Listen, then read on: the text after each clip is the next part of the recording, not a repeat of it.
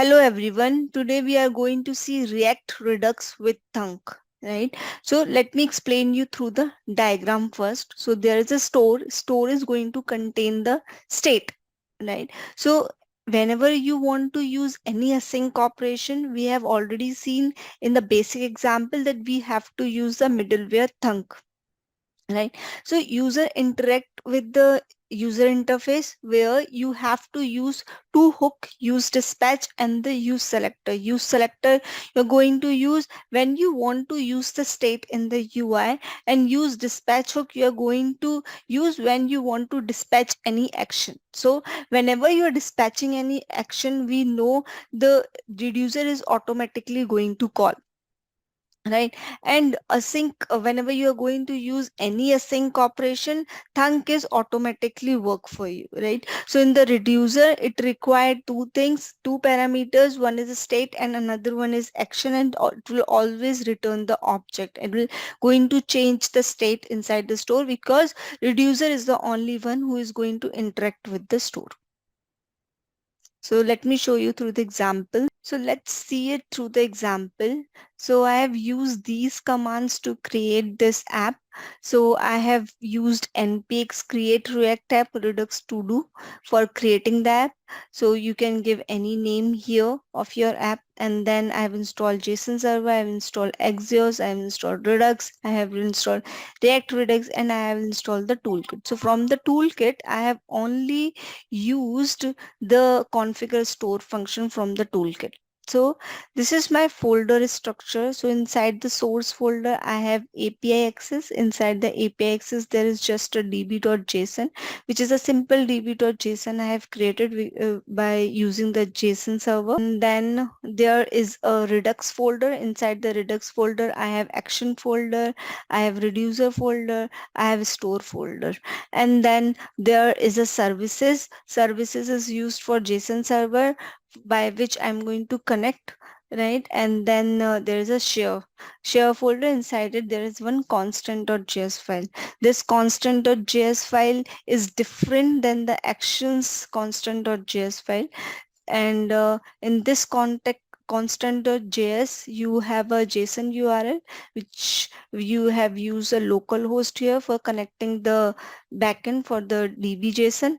And then there is a to-do URL, right? To-do URL means I'm going to connect by the table with the table of the db.json. This is tasks.to-do, so I'm connecting with it from this constant. So inside my services folder, I have to do task. In this to do task, I have all the CURD operations in a separate file by using the Axios. So I'm getting the URL to do URL from this constant file to do, which is connecting to the db.json. And then I'm doing the operation getting, posting different data, and then deleting. And then I'm also using the put operation, update operation. Right now, let me start with the Redux first. So first, if you'll see index.js, inside the index.js, there's just a app as a child. So if you go inside the app.js, there is a to do component UI is there, right? So inside this, if you use provider. So provider, you want to connect your all the child with the Redux store. So you need to use this provider is who is going to give you this provider. This React Redux library is going to give you. So Redux is not connecting with your state. So if you want to connect your state with the Redux, so React Redux is responsible for changing the state inside the React UI also, right? So now this provider you need to give. Inside the provider, you are using store. So that state is there. So inside the store, if you go in the folder store, there is nothing but a configure store. Inside the configure, there is a reducer. Inside the reducer, there is a middleware. And middleware, I'm using Thunk. right? So now see inside the configure store, this is whole of a object, right? So this reducer, right? So now if you go to the root reducer, so where's my root reducer? Inside the reducers folder, there's a root reducer. Inside the reducer, so right now there is just one reducer, which is task reducer. If you have more than one, you can put comma and you can add one more reducer in it. Right now I'm just using a one reducer to make it simple, right? So if you see this task reducer is coming from the reducer.js file. This is my task reducer, right? So here there is a state, which is initial state. There is a action, right? So action can be this make request. Action type can be make request. This is going to give by the dispatch function, right? There's a state which is initial state. In the initial state I'm having loading, task list, and the error message, right? So now there is all the cases. I have make request, fail request, get the task list. When you're going to get the task list, add the item, delete the item, added task, and and if there is a default store. So in the store, this is root reducer, which I'm calling, which is combined with all the reducers in it, right? So now there is a action file. So in the action file there is a constant is nothing, but I'm just giving the name get tasklet, so that there will be a no problem of the spelling, right? So add item, delete item, edit task, this I am using in both in the reducer also, and in also in the action. So in the action file there is lots of actions like add item, so it's going to return the type add item. And then there is a action creator, which is delete item, which going to give the delete type, which is going to connect with your reducer, right? Like that, there is a edit task, there is a make request, so there is a type make request, fail request. Since we are using the async function, so that's why I'm using make request and the fail request. So type will be fail request. And then there is a get task list, so you are going to get whenever your data is going to fetch from the API, so then you are able to give the data also, right? Now this is all are the async operation. So there's a add task list, and there is a delete task list, and there is a update task list. So for all the async operation, I have created these separate actions, right?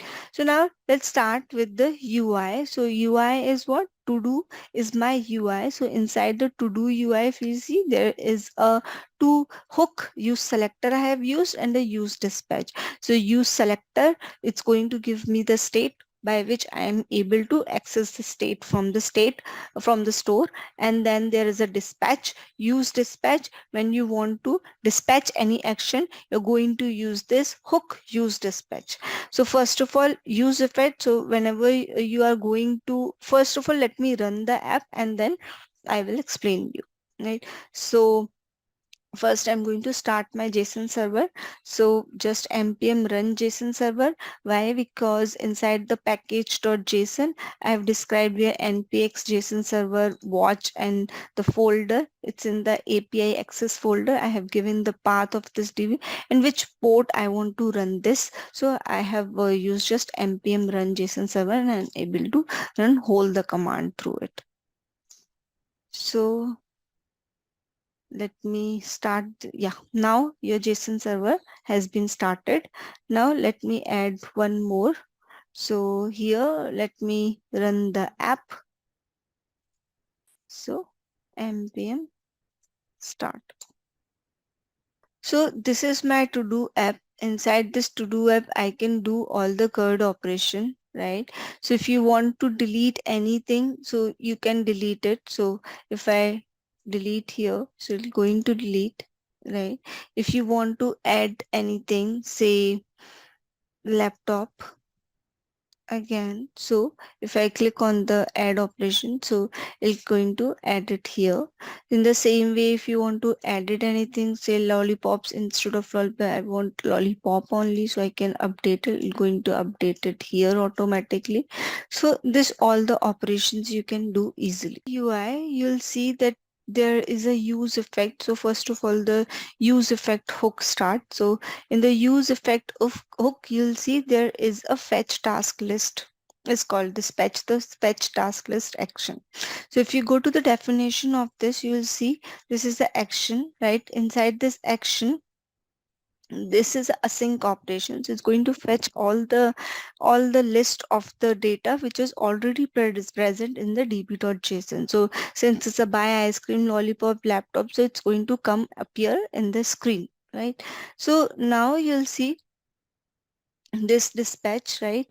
So now go to the action. So inside the action there is a fetch task list. It's going to dispatch. Inside the dispatch, it's going to make the request. It's going to dispatch the action make request. So we'll go to the make request action creator. So make request action creator is going to give the type make request. That will be go to the reducer. Inside the reducer there is a make request. It's going to say that loading is true, right?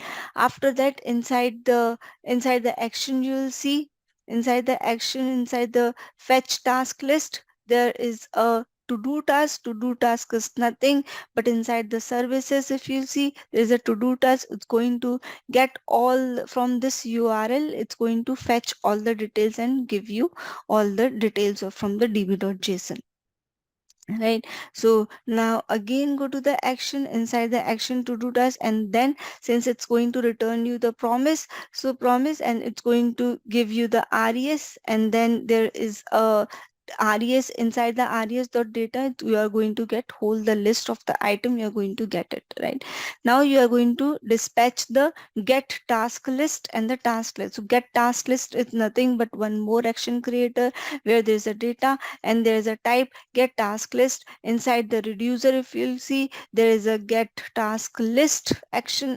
There is a case get task list, and inside the loading I'm going to make it false.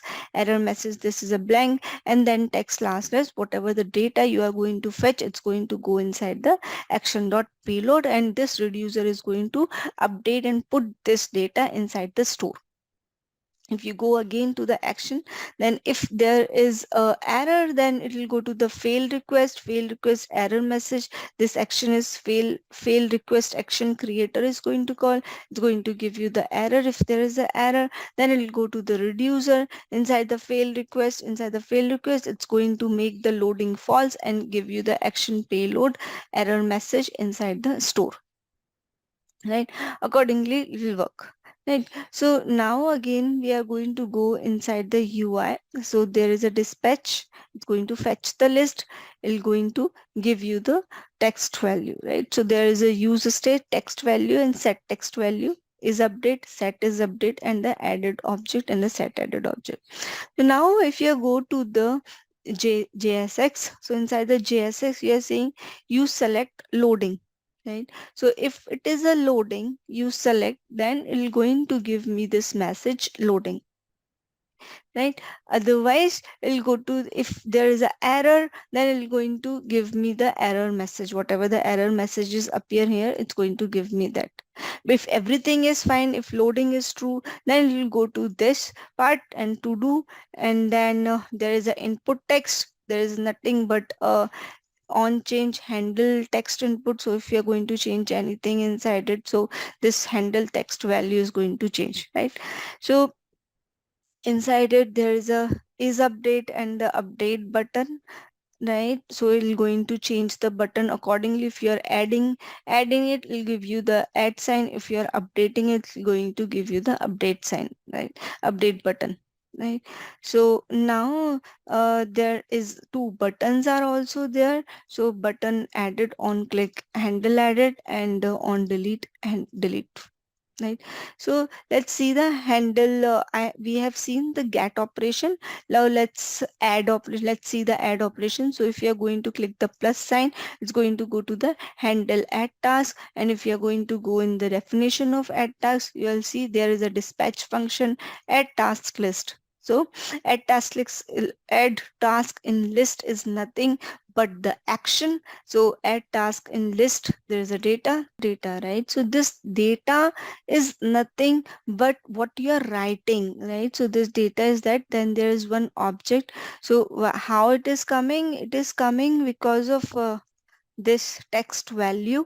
So this text value is updating your whatever you are writing inside the text box, it's going to come inside the text value, and then it will go to the data. And this object, task object we are creating, in which we are writing a task name, which is similar to the db.json task name, right? So now if you'll go to the action, right? So task name data will come here, and then there is a function dispatches there, right? So add to do task service is nothing but a JSON service, which is over here.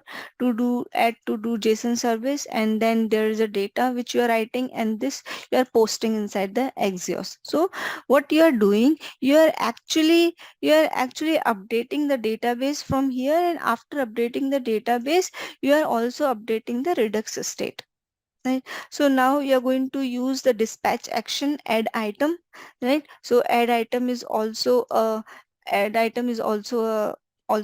action creator. So add item is there, then it'll go to the reducer, and then it will go to the reducer, add item, right? It's going to make the loading false, whatever is loading false, and then update the state inside it, right? In the same way, if you'll go to the to do, and if you are going to do the delete operation, so see handle delete, right? So handle delete is here. So in the handle delete, there is an item which you are deleting. You are actually, when you are passing this item here from this task, you're sending this item with the handle delete, and handle delete, this item is there, and then it's going to ask you, do you want to remove the item? And then it will going to dispatch the action, which is delete task in list. So what I'm doing, this id it is passing, so then it'll going to dispatch the function. Delete to do task service is nothing but the Axios operation. If you'll see, it'll going to delete. So delete what is required in the API of the delete ID is required. So it is passing, it is removing this particular ID data from the db.json. So if you go to the action again, and then dispatch delete item is an action, so delete item, and then it'll go to the reducer automatically, right? So since it's going to delete the item from here, so it's going to make the loading false, right? And then update the state inside the Redux state, right?